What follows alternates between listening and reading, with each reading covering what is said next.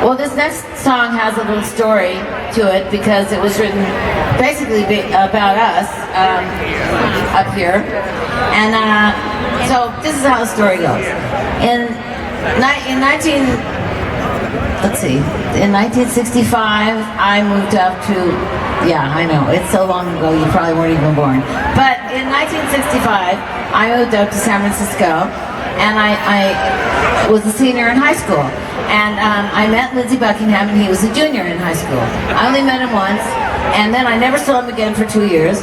And then 2 years later, I got a call from a band that he was in that said, "You want to be in our band?"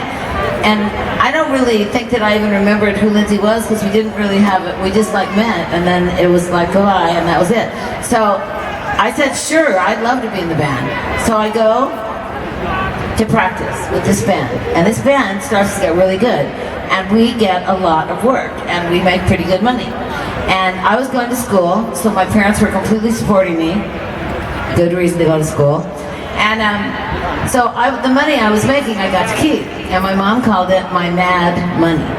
So I heard this rumor that there was this fantastic store in San Francisco called the Velvet Underground.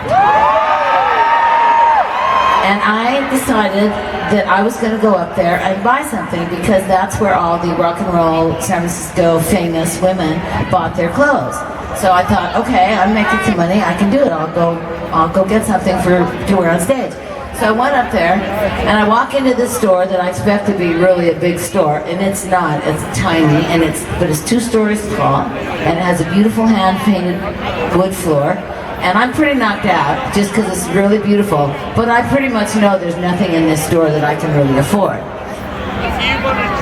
But I am standing, I'm pretty sure, right where Janis Joplin stands.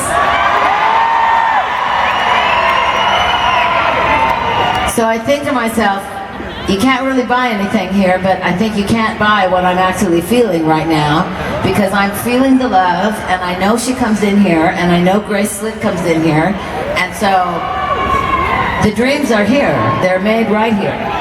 So I thought, I'm having a premonition, and I felt like I knew something was coming. And in hindsight, I look at all of us standing here tonight, and I go, this is what I saw in my little psychic mind. Was this. And so this was like a dream. When I walked out of there, I was a different person. I got in my car and I drove home, and I was no longer worried about what was going to happen for the rest of my life. I knew it was going to be great, and the dream was going to happen. So the reason I'm telling you this story in this freezing cold is because in this crazy world that we live in, if you have a passion and there's something that you love to do and you want to do, and everybody stands in your way and tells you that you're not smart enough and you're not talented enough and you're never going to make it, and all the jaded people come out of the walls, don't believe it and don't listen to them. Know that in your heart that if you have a dream and you believe in yourself, you can have it. Reach up to the stars. Grab a star. Pull the star down to you. Go back to the Velvet Underground and